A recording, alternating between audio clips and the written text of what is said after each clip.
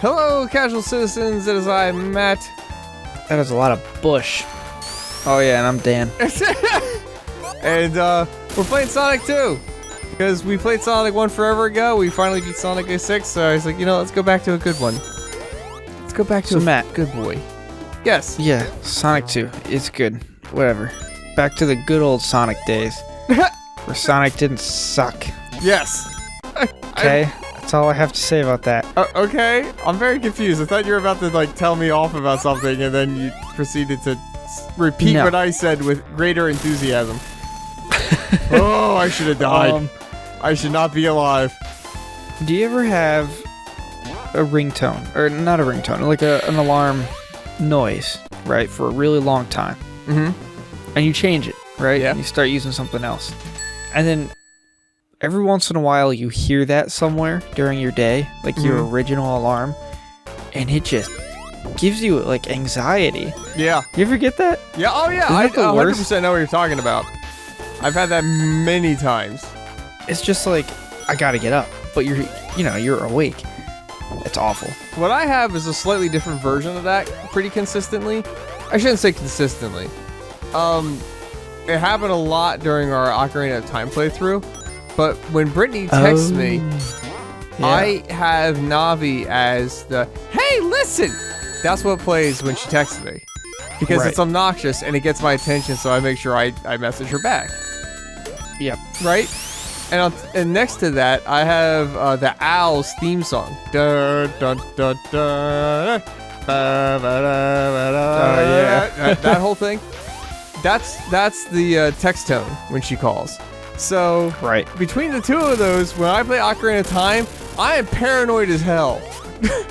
Because I'm worried that she's either calling or texting me, and it's just a game like, okay, it's fine. Yep, it's just a game. Wow, I skipped like half that level. You did. It's funny because we have work phones. So the only problem is they're very restricted, especially on what you can do. Oh, okay. You can't change the background, you can't change your text or call noises. Yeah, stuff like that. Right. It's strictly for work, but whatever. The worst part about it is that everybody has the same ringtone. Oh my god. And there's like 600 people in my building. So if we ever have like an all-employees conference and one person's phone goes off, it's really funny to just watch everybody in the crowd look down at their phones. Like they all got a call or somebody got a text or something. No, it's fine. That's hilarious, dude. It's fun to watch.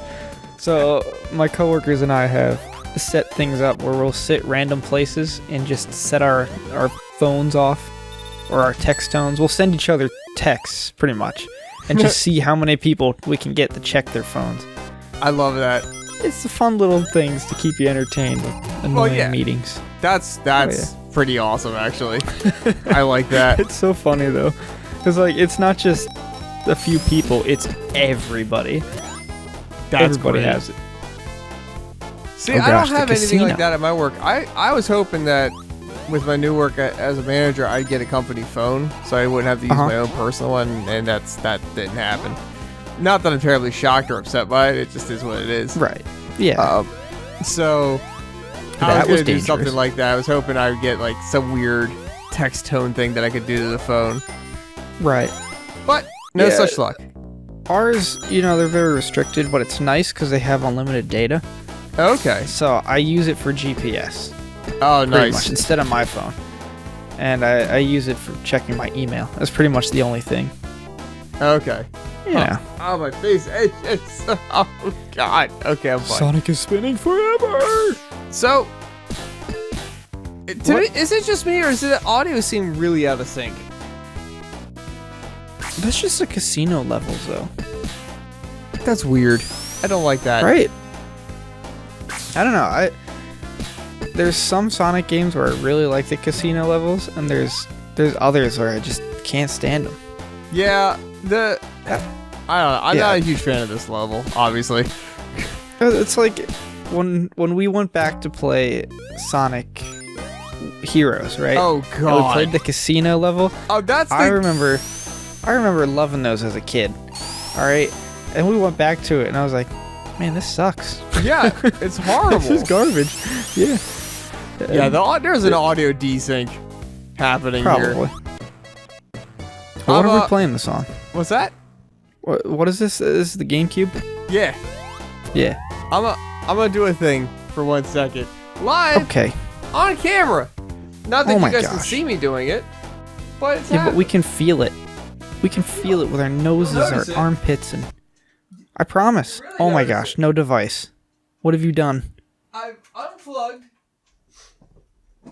the Matt. Elgato capture card because, quite frankly, I can't handle it. Great. All right, it's back on my. Oh Yep. no! I did it. I did the thing. That's a good thing I can't see anything.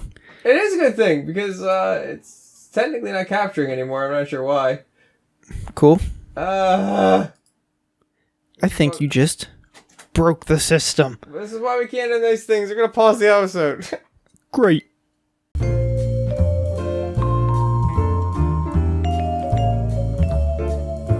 So, I fixed it.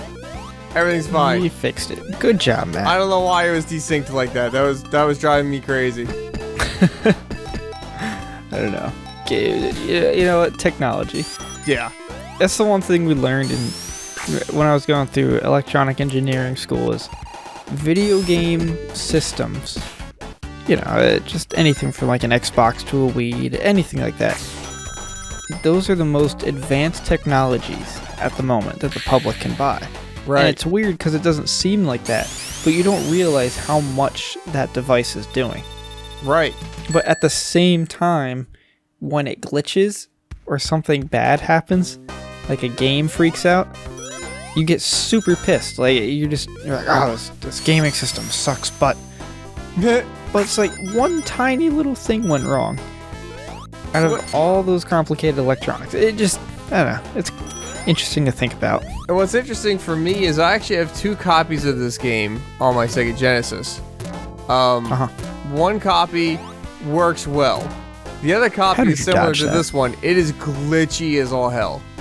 And I don't know if it's because and that's the copy I got off like eBay years and years ago when eBay was still like the new thing.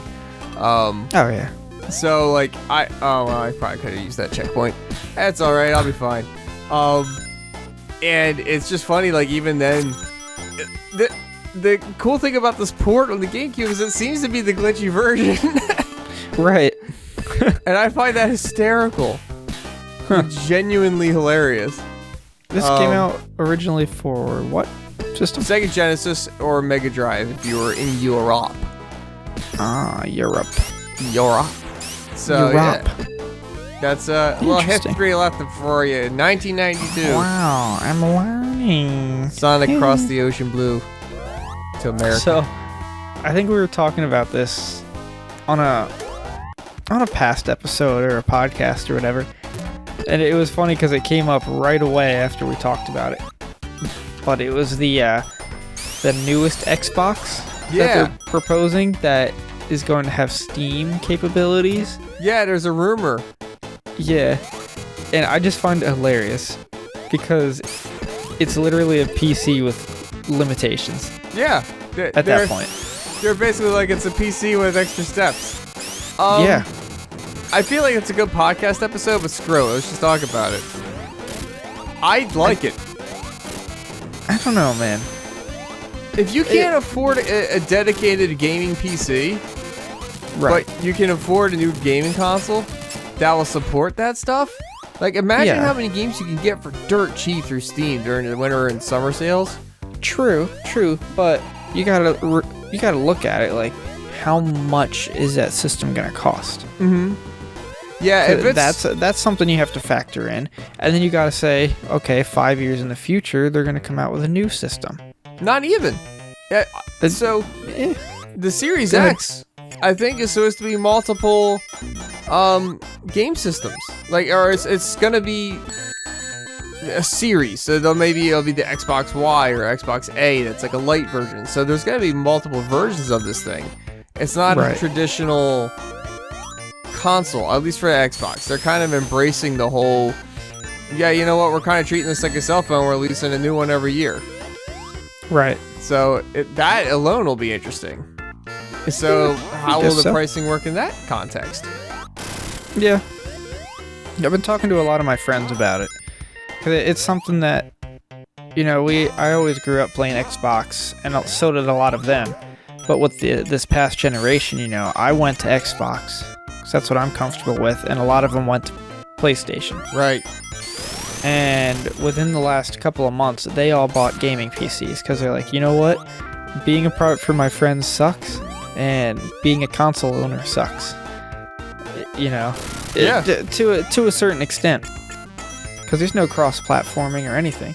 Right. And you have to buy a new system all the time. So, I think next is I'm going to stick with Nintendo, and I'm going to get a PC. That's exactly what I was trying to do. But then they came out with Battlefront 2, and my PC wasn't going to run it. And I was like, all right. Yeah. There is the thing that I use my Xbox a lot for, like, YouTube or Hulu, Netflix, Disney Plus, all that crap. Right. Nicely done, Matt. Thanks.